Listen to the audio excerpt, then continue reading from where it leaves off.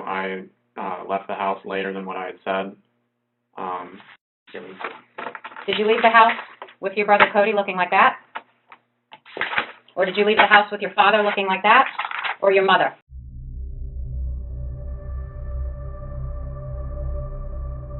Chuluota, Florida, a quiet suburban street where life seemed perfect. Lawns neatly trimmed, neighbors greeting one another, and children playing safely outside.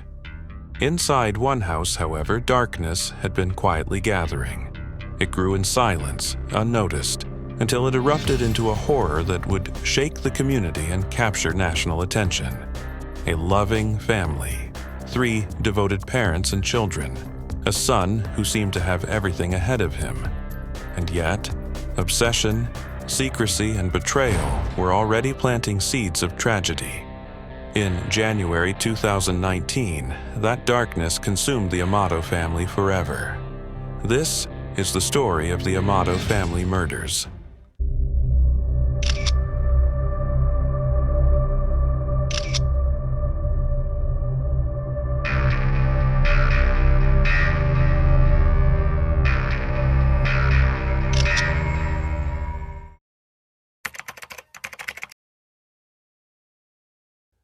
The Amatos lived in Chuluota, a small, quiet Florida town where neighbors trusted one another, and daily life moved at a slow, predictable pace.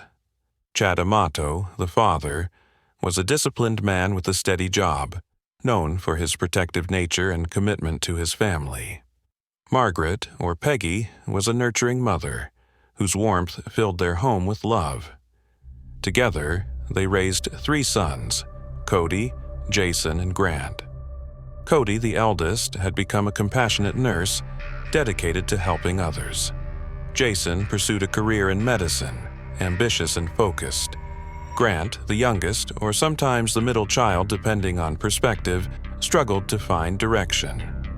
On the outside, they were perfect, loving, successful, devoted to one another. Yet, inside their home, tension simmered. A combination of unspoken resentment, personal failures, and an emerging obsession that no one saw coming. Neighbors described the Amatos as a normal, happy family, but appearances can be deceiving. Grant Amato had always been a sensitive, ambitious young man, but life had not gone as he planned. Unlike his brothers who excelled academically and professionally, Grant faced repeated setbacks.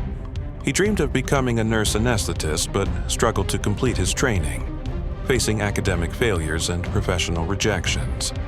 Friends recall Grant as intelligent but fragile, someone who could easily feel defeated.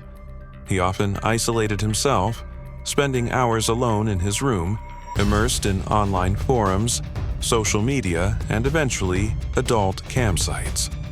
As he grew older, Grant's insecurities deepened. Comparisons to his successful brothers fueled feelings of inadequacy. Family interventions were attempted, but none addressed the root of his frustration, a growing obsession that would soon consume him. It began innocently enough, a curiosity online that soon spiraled out of control. Grant discovered campsites where women interacted live with viewers. There, he met Sylvie, a model from Bulgaria. For Grant, she wasn't just a screen on the other side. She became his fantasy, his escape from reality. He spent hours daily chatting, sending gifts, and buying tokens. Over months, his spending escalated to over $200,000. Money siphoned from his father's retirement accounts, his brother Cody's savings, and even the family home. Attempts by the family to intervene were met with hostility. Grant argued, defended himself, and retreated further into his virtual world. His obsession had become a compulsion, and the more they tried to pull him back, the stronger his resistance grew. By December 2018, the Amatos could no longer ignore the danger. Chad and Margaret staged an intervention, urging Grant to seek help for his internet addiction. Cody tried to reason, explaining the financial losses and emotional strain. Grant perceived this not as concern, but as betrayal. To him, Sylvie was the one constant in his life, and anyone attempting to sever that connection was an enemy. In the weeks leading to January 25th, 2019, the Amato home was a place of silent war. Cody continued his shifts at the hospital, Jason buried himself in schoolwork, and Chad and Margaret tried to maintain peace. Grant's behavior became increasingly erratic.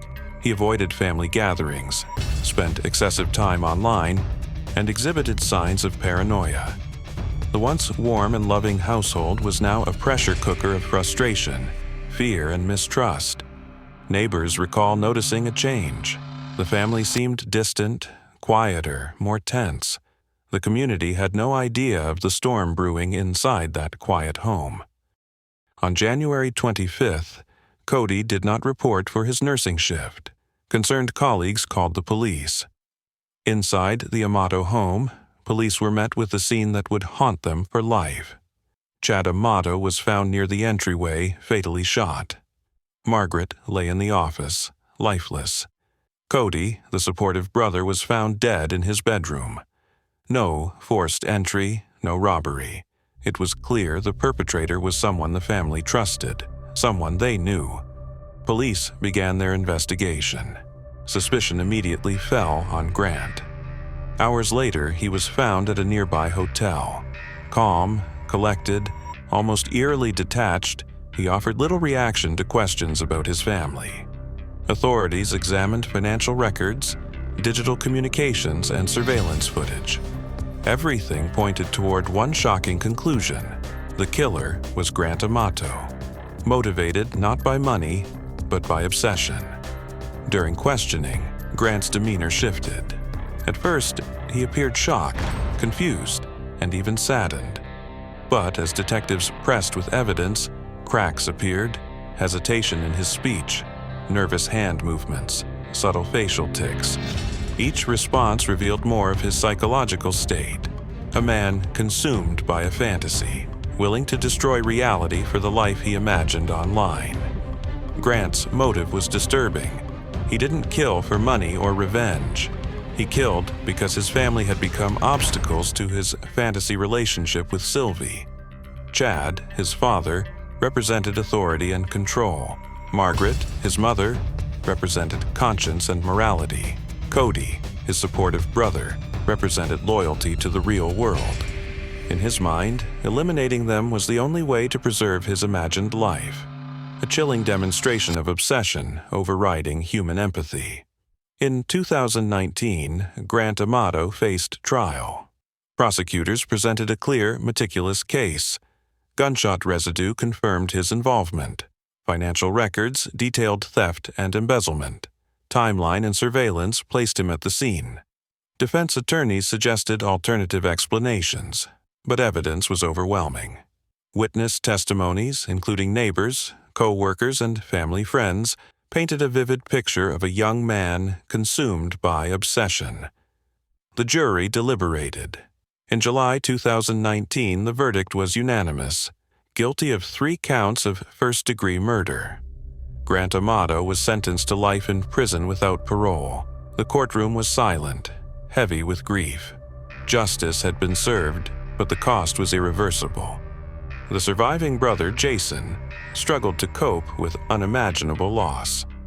Even now, years later, the Amato family murders remain one of Florida's most haunting examples of obsession and tragedy. This case serves as a stark reminder: obsession, addiction, and escapism can distort reality. Family bonds, trust, and love can be shattered by unchecked compulsions. Sometimes danger doesn't come from strangers. It grows quietly, invisibly within the home. Sylvie, the woman at the center of Grant's fantasy, reportedly had no knowledge of the tragedy. Yet, in a cruel twist of fate, she became the catalyst for unimaginable loss. The Amato family murders leave a haunting question. How could a son turn against his own family, prioritizing fantasy over flesh and blood love? 3 lives, 1 family, destroyed. All because obsession, left unchecked, had the power to destroy everything it touched. Remember, The stories we tell are not just entertainment. They are lessons, they are warnings, and they are a reminder that human life, love, and trust are fragile and must be cherished.